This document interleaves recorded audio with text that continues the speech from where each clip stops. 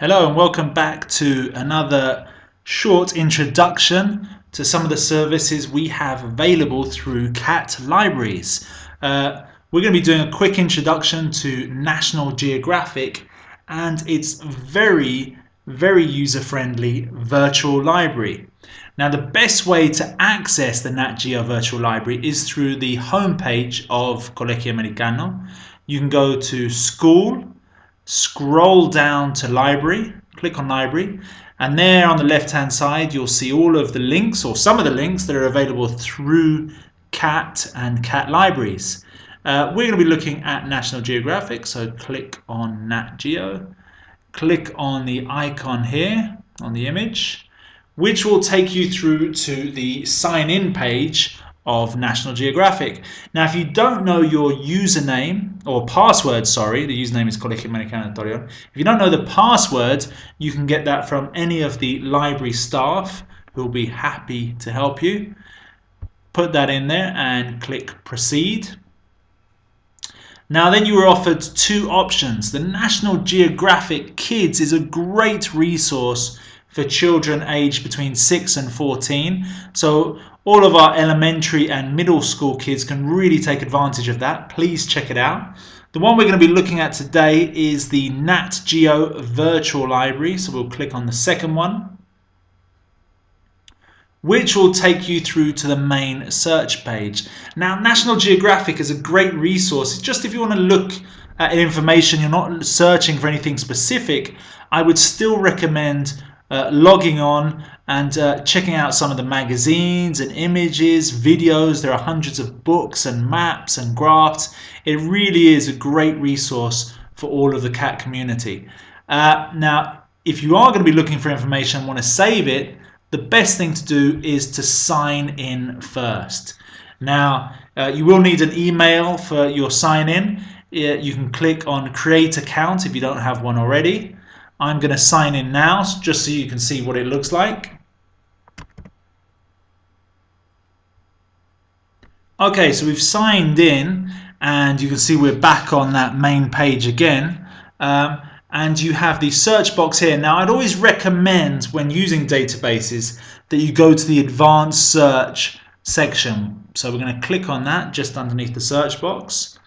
Now, one of the reasons why it's good to use advanced search is because you can use Boolean searches, which is basically keyword searching, and or not. Now, that just gives you a way of kind of refining your search for something that you are specifically looking for. Now, we're going to look at solar energy today. Click on solar energy. We're going to leave it on and we're going to look for a specific country. So we're going to look at the United States here. Solar energy and the United States. Now, if you wanted to refine your search even further, you have a whole list of searches, of ways to refine your searches at the bottom. You could do it by publication title. Now, National Geographic, they have hundreds of books. There are also images, magazines. If you wanted a map, you could look straight away for a map. They have a traveler magazine, which also comes with our subscription, videos, articles, a whole world of information here for you to look in.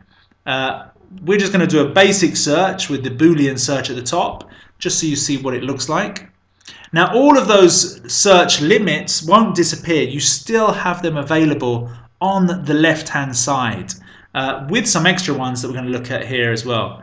Now, one of the great ones here, or two of the great ones you can see on the left-hand side, is you have term clusters and you also have publication year. You have titles, publication titles, and subjects. Now, term clusters is really interesting. I'm going to click on there and you're going to see this lovely pie chart that appears here.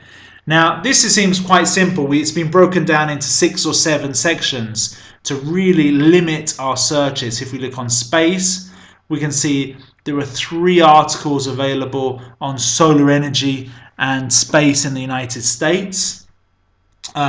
If you're looking at something, say, World War II, you'll see that this pie chart becomes even more broken down, so you can really home in on a specific search result, and often you'll get even more refined searches in the pie chart, in the middle section of the pie chart, for you to choose from.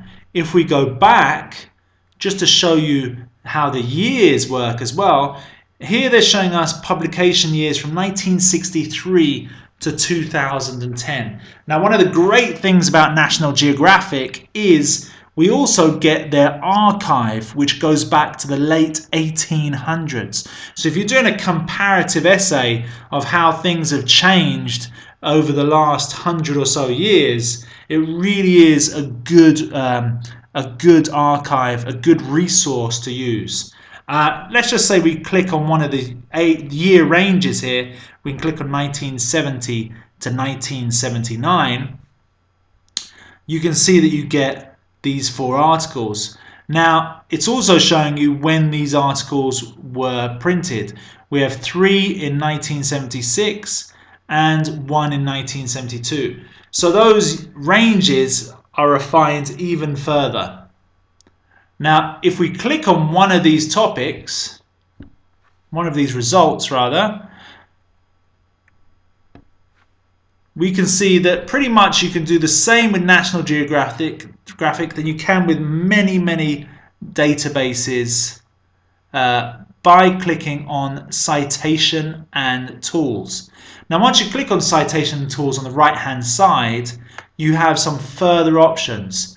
Now, you can either save these documents to your folder at the top of the page. You can email them, which is also a great idea.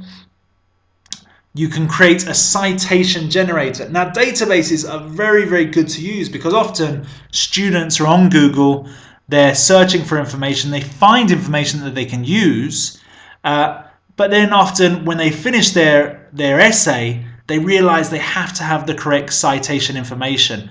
Now, rather than going hunting or trying to work out what is the correct citation, you can do all of that right here on NatGeo. As soon as you find the information, you can generate the citation format, be it MLA, APA, whatever your teacher or professor has asked for.